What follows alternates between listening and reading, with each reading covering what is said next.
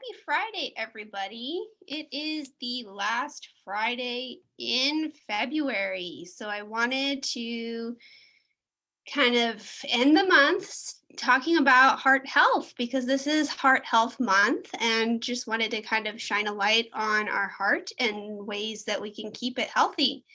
So let me go ahead and get started. To kick off our event today, it is most important that we are all on the same page when it comes to understanding what heart disease is. According to Medical News Today, heart disease is the leading cause of death for both men and women in the United States and is also the leading cause of death worldwide. Heart disease is a term used to describe several conditions, many of which are related to plaque buildup in the walls of the arteries. As the plaque buildup occurs, the arteries narrow, and this makes it more difficult for blood flow and creates a risk for a heart attack or stroke. Now that we are all clear on that, you may be asking yourself how this relates to you, and we can move forward to discuss who's at higher risk for heart disease.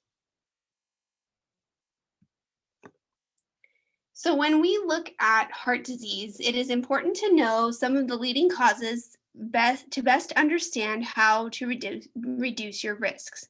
According to the American Heart Association, the following factors greatly increase risk of heart disease: smoking tobacco, high blood pressure, high cholesterol, physical inactivity, obesity, hereditary, and unmanaged diabetes. This list of risk factors may seem overwhelming, but the good news is that numerous studies have offered solutions to lower your risk profile by manageable lifestyle and diet changes. Even if you're predisposed to heart disease, don't worry. We're going to discuss many natural ways to reduce your risk here in the next few slides.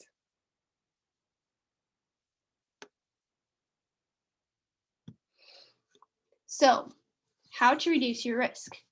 The Food and Drug Administration, FDA, has the following list on their website for some general lifestyle changes you can make to reduce the threat of heart disease.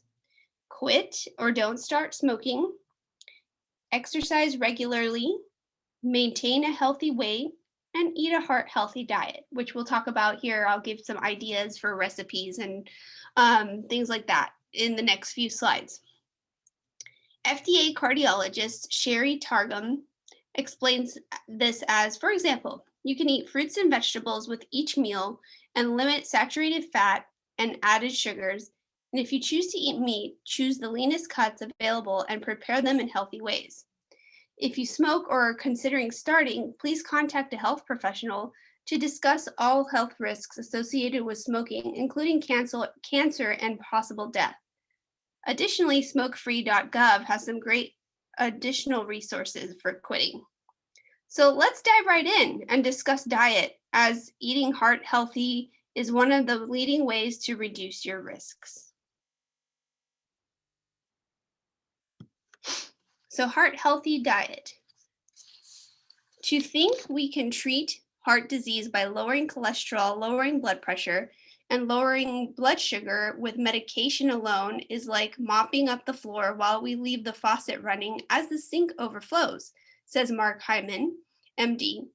This clever analogy from Dr. Hyman highlights that need to discover the outlying causes that put you at risk for heart disease rather than just treating the symptoms with medication. Diet is high on the list, especially a clean diet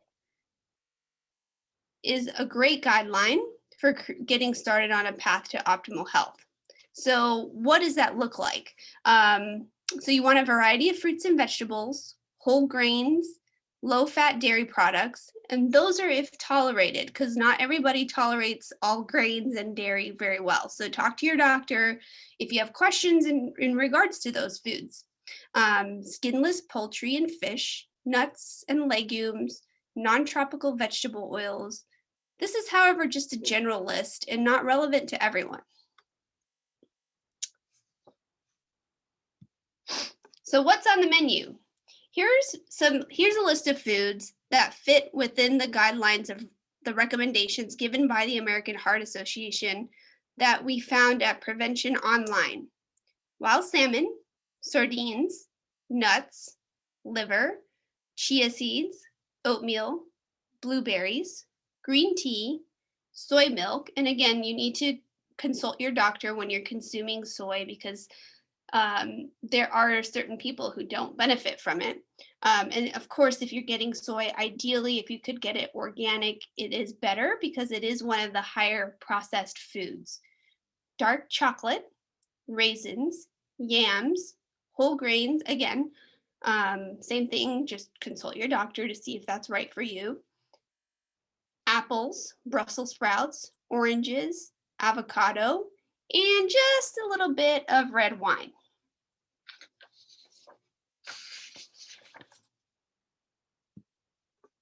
So now that you have an idea of what you should eat, according to Time magazine, these are the worst foods for your health: fast food burgers, deep fried foods, candy, soft drinks and sugar sweetened juices, sugary cereals, cookies and pastries, margarine, meat lovers pizza, and diet soda. Many naturopathic doctors believe that the cause of heart disease is inflammation, and foods above the that I've just listed are the foods that cause inflammation in the body, whether resulting in high blood pressure, high cholesterol, or diabetes. So we've pulled together a wonderful list of heart healthy recipes to inspire clean eating. And what I'm going to do is kind of pull those up one by one as I talk about them. So there's a lot of heart healthy options. So whatever you're craving, there are plenty of foods to get started. So let me see how I can pull this up. Give me just a moment.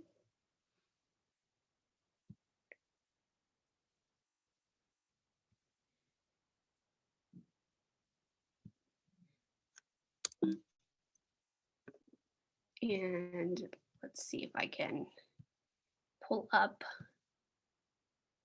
Yes, I think I can do this. Very good. Okay, so the first recipe is white bean and avocado toast. So this is a great breakfast option. That looks really good. So all you just need is some bread. You could do gluten-free if you're sensitive to wheat. Avocado, white beans, a little bit of salt and pepper, and crushed red pepper if you like a little spicy. You just put it all together. It's pretty simple. Another recipe option is, let me pull out this thing, crispy potato stacks with sage. Those look yummy too. So you need some unsalted butter, some potatoes, sage leaves, and you could kind of adjust this if you want to do something different, like you could do kale or whatnot. Salt and ground pepper. And it's a pretty simple recipe to kind of put that in, kind of prepare it and have it ready. So there's another option. Pumpkin pie smoothie. That sounds really good. Let's check this out. Frozen banana, unsweetened almond milk or another nut milk, Greek yogurt. Again, this is optional. I would kind of, you can substitute other things. Like if you're sensitive to dairy, you could try like putting a little bit of avocado or something different in place of that. Pumpkin puree, pumpkin pie spice, and a little bit of maple syrup. Maple syrup is a naturally, as long as it's 100% maple syrup, it's a naturally occurring sugar, which I don't think is I encourage that if we do eat sugars, that we eat as naturally occurring as possible.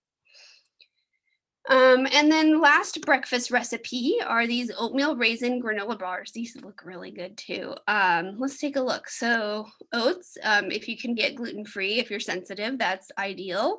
Brown rice cereal, raisins, sunflower seeds, salt, brown rice syrup, and sunflower seed butter. If you guys have never tried sunflower seed butter, it is really good. I use it to eat with like an apple or something like that during the day, just as a snack too. It's really tasty. Ground cinnamon, and then you just kind of put it all together. And I have links to all these recipes. If you feel like you want to make any of this, just check it out. You can also see the recipe up here, eatingwell.com, and kind of type in this oatmeal raisin granola bars, and you should be able to find it that way too. But those are your breakfast options. So let's talk about lunch. For many of us, lunch is a quick on-the-go meal. We often find ourselves reaching for unhealthy options to satiate our hunger. In an effort to protect our heart, it is important to plan ahead for lunchtime meals so you can make sure you're eating a heart-healthy lunch or heart-healthy at every meal.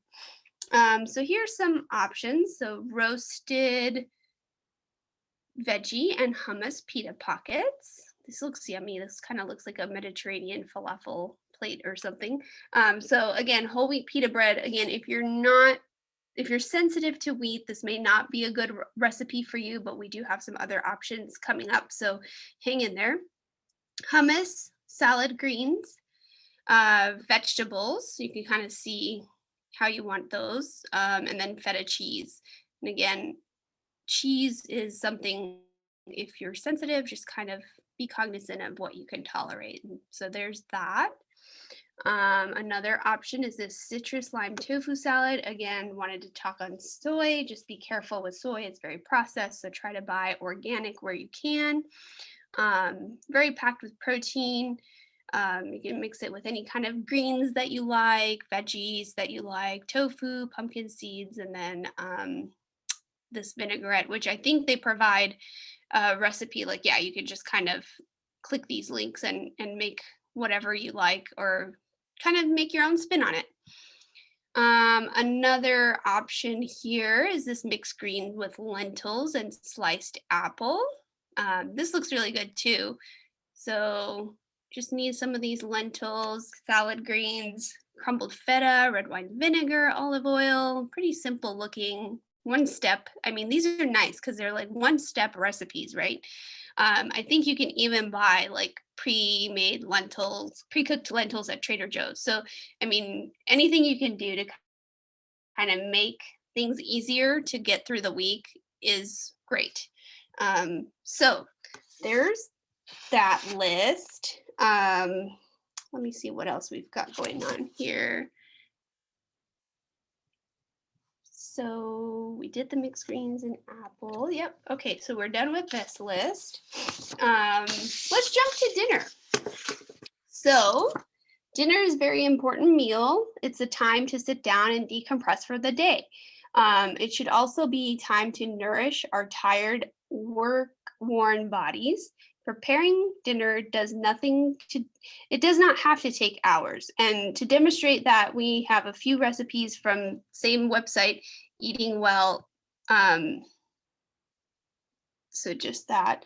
And here we go. So stuffed sweet potato with hummus dressing. That sounds very yummy. So use a large sweet potato, a little bit of kale, a little bit of black beans hummus. This is a 3-step recipe. Looks pretty simple. I don't, if you're worried about microwave, you don't have to do it through microwave. You could definitely bake it in the oven. So there's ways you can kind of get around these recipes and still keep them pretty simple and healthy. Quinoa, cilantro, taco salad. I love tacos, so this is probably something I'm going to check out for myself. Olive oil, apple cider vinegar, cumin, chili powder. So this one does have a little bit more ingredients for the recipe, as we see. And then just simple 2-step directions. So makes it very easy. Another one is vegetarian spaghetti squash lasagna. That sounds very good. Oh, they don't have a picture of this one. Using spaghetti squash halved lengthwise and seeded. Spaghetti squash I've made before. You do have to cook it in the oven and then I've made it in the oven. It did take about an hour. Yeah, here it says here you can make it 40 to 50 minutes. You can bake it, and then you just add all your stuff with the rest of the steps. So it's pretty good. I really enjoyed it. And then of course,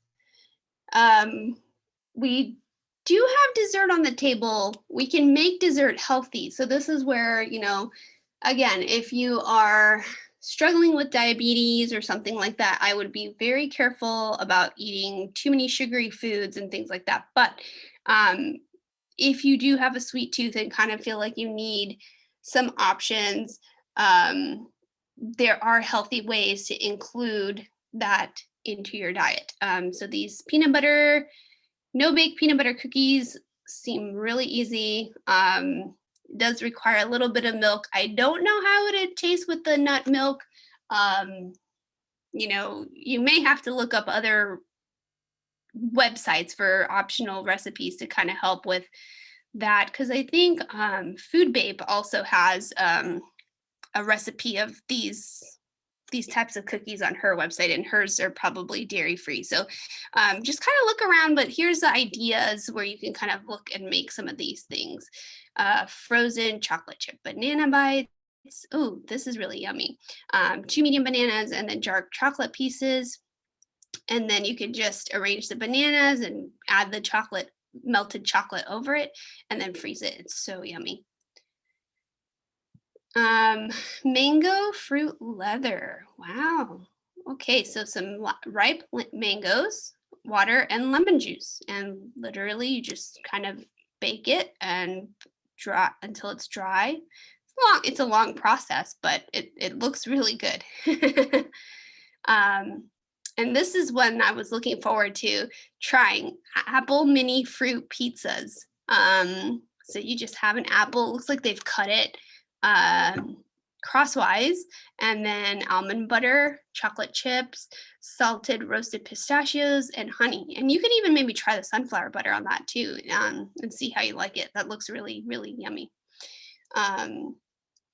So there's that. So it's important when you're trying to change your eating habits for healthier foods to always be prepared for snacks.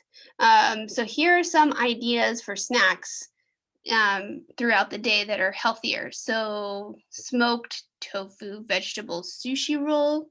This looks yummy. Again, just kind of paying attention to the tofu, making sure if you're buying it, if you can get it organic, that would be ideal. But these look yummy. It looks like a one-step thing, so it's pretty easy. Let's see, prep time, total 10 minutes. Like, that's not bad, right? Get rid of this. Coconut curry cashew popcorn. This looks so good. Again, corn is another highly processed food in this country. So if you can get non-GMO or organic, that's better. If it's organic, it is non-GMO, but non-GMO does not necessarily mean organic. So just kind of keeping that in mind. And then just kind of using all those ingredients and tossing them together. Looks yummy. And another idea is this spicy chili roasted pumpkin seeds. Oh, this looks yummy. So kind of getting any kind of chili pepper. If you're not really into spicy, this might be a little spicy. So, you could always kind of change the spices or make them more according to your taste. But here's some ideas where you can kind of toss some additional spices into those seeds and make them a little bit more flavorful. So there's that. And then, so let me jump back into my slides.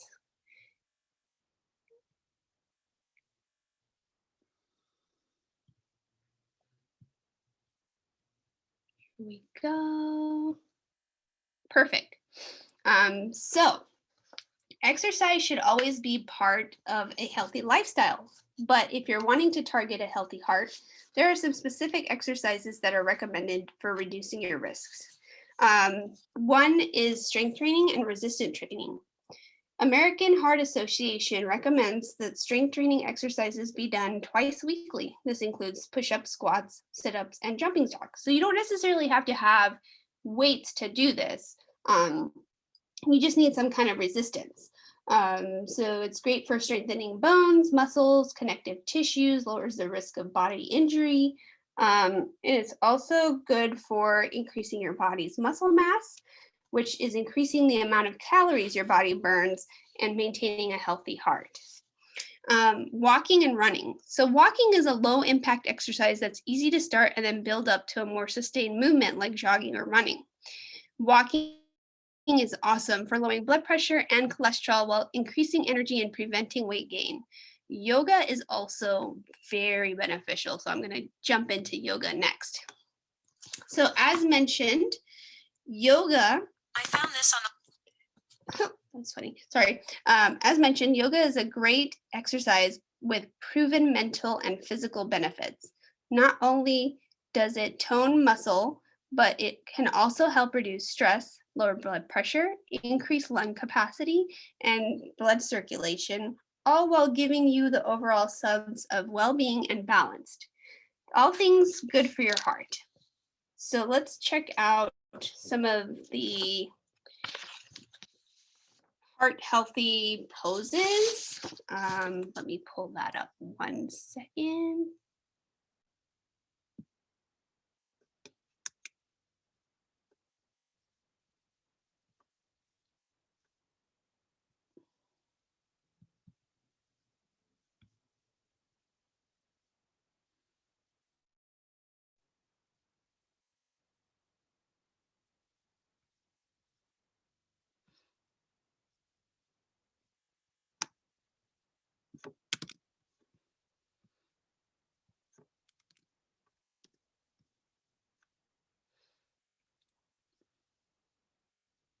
Let's see if I can share my screen with you again. Here we go.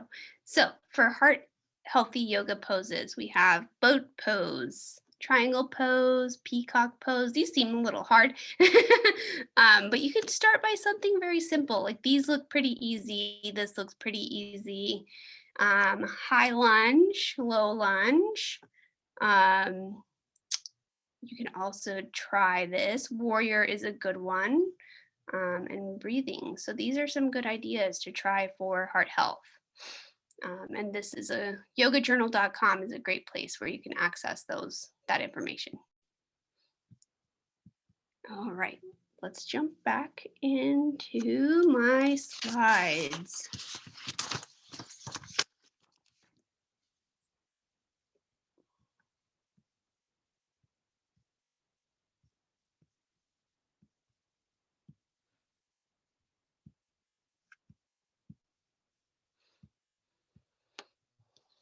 So most of us have heard that some information surrounding heart disease, and of course, there's always naysayers or just questions that surface when considering our health and accompanying recommendations.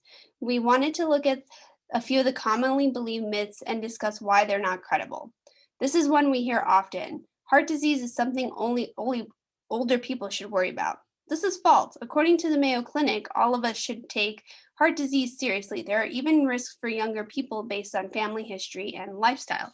I have had patients that are in their 30s that have had heart attacks.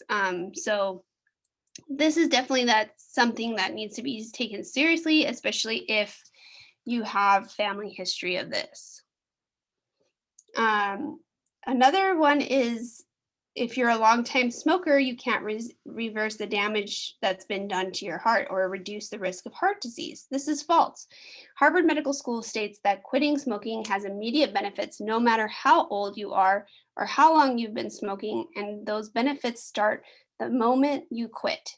After just 1 year of not smoking, your risk of heart attack reduces by 50%. After 10 years, the risk drops to that of a person who never smoked. As mentioned before, contact a medical professional for tools that would help you quit. You can quit today. Another myth, I'm only at risk if it runs in my family. This is also false. Genetics do play a role in heart disease, but 90% of heart disease cases are the result of lifestyle. So this includes smoking, again, like I mentioned before, poor diet, and lack of exercise. It is often these lifestyle choices that can raise the cholesterol levels and other harmful fats in your blood, which can increase your blood pressure and cause type 2 diabetes. Both are risk factors for heart disease. As Dr. Hyman quoted before, the lifestyle changes we have highlighted here today can even reduce the risks for heart disease when it comes to hereditary risk. And then there's no shortcut way of reducing your risk. Taking an aspirin a day to stave off any heart trouble, including heart attack and stroke, this is false. Aspirin has been known to reduce the risk of heart-related complications, but every person is different. So before implementing aspirin, it's important to contact a health professional and determine if aspirin is even right for you and what amount would be safe and effective for you. The FDA recommends informing your healthcare provider of all medicines and supplements you take if you're considering taking aspirin. Your risk of bleeding may be higher if you use aspirin while taking other medications, vitamins, or herbs.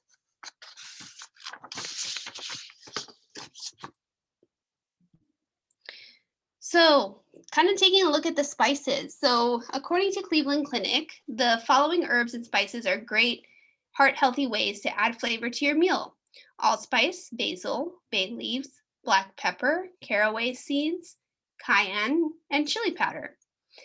There's also Chinese five spice, cinnamon, cloves, coriander, cumin, and curry powder, dill, garlic powder, ground ginger, Italian seasoning, marjoram, and mint, nutmeg, onion powder, oregano, paprika, and parsley, red pepper flakes, rosemary, and reduced sodium soy sauce. And if you could find that organic, that's great. Another substitute for soy sauce is cocoa aminos. And I wanted to highlight turmeric. In some medical circles, turmeric is considered a great alternative to aspirin due to its naturally occurring anti-inflammatory properties. The active chemical in turmeric is called curcumin, that is responsible for reducing inflammation.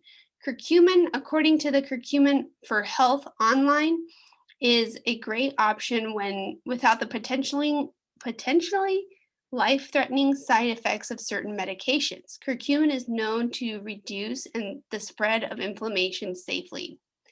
You can incorporate curcumin into your diet by adding it to soups, dressings, curries, teas, scrambles, juices, and smoothies. And I do have a golden milk recipe. I have one on my social media, Instagram, but I am also going to share one here with you guys. Let me pull it up. Here it is. So golden milk turmeric tea. Makes 2 cups, takes about 20 minutes to make. Use non-dairy milk, cinnamon stick, turmeric. This is a fresh turmeric, or you can use dried turmeric, about half a teaspoon, ginger, honey, coconut oil, pepper, and ground cinnamon. And then you just kind of put all the ingredients together, boil it, and strain it. And then you can make it 5 days ahead of time and store it and warm it before serving. So it's pretty simple, and it's a great way to add turmeric into your diet.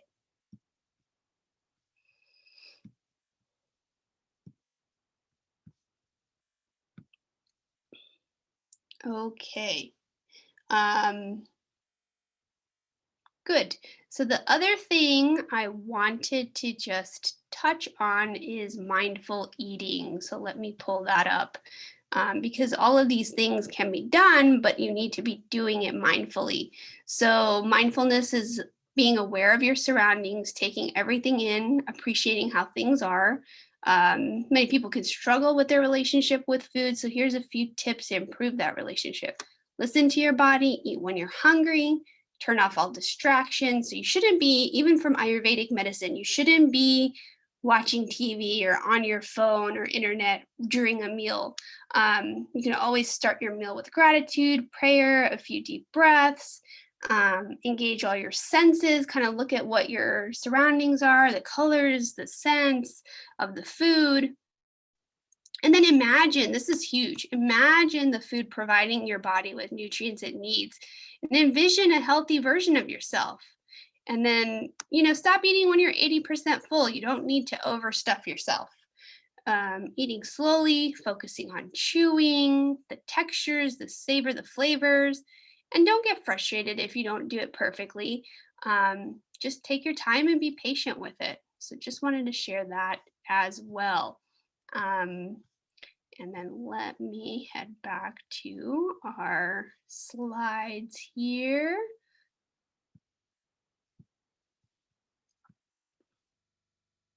So we've covered a lot today. You may be feeling a bit overwhelmed, but you've got this. You came here for a reason, to make more informed and healthier decisions when it comes to the health of your heart. You're on your way to making a difference in your life, and our hope is that the tools we've provided today just help you get started. One important thing to acknowledge while getting accurate information is always the first step towards a better health in and of itself is not capable of improving your health. Instead, action is needed for you to live healthy and happy. So take some time to reflect and just see what daily actions you can commit to now to ensure that you will be supporting your best heart health. Some of the resources we've pulled from the American Heart Association, Dr. Axe, Cleveland Clinic. Just wanted to kind of cite all of our sources. Dr. Mark Hyman, preventions.com. And if you would like a list of these resources, I'm happy to provide them.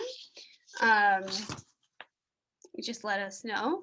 And thank you very much for attending. I just wanted to kind of go over some lab work as well that might be beneficial. So of course, you want to check complete blood count, complete metabolic panel to see, liver, kidney function.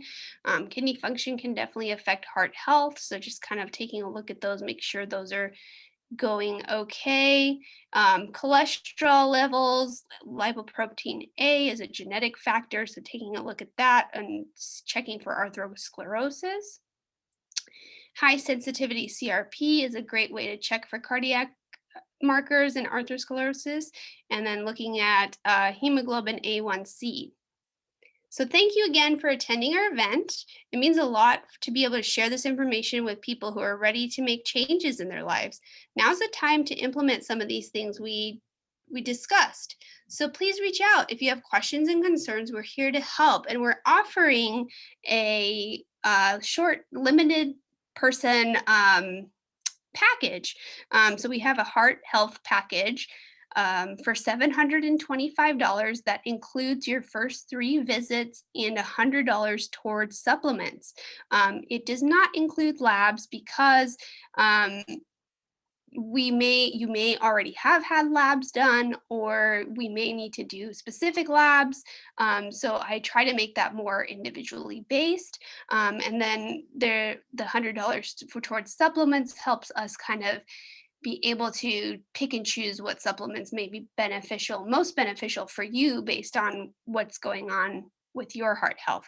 So if you would like to jump in on that, we only have 5 spots available. Give us a call, 704-543-5540. You can select option 3, and we would be happy to get you on the schedule for that. And if you have any other questions, you can also call that number. Check out our website, www.charlottenaturalwellness.com. Thanks so much for joining today, everybody, and hope you have a great weekend.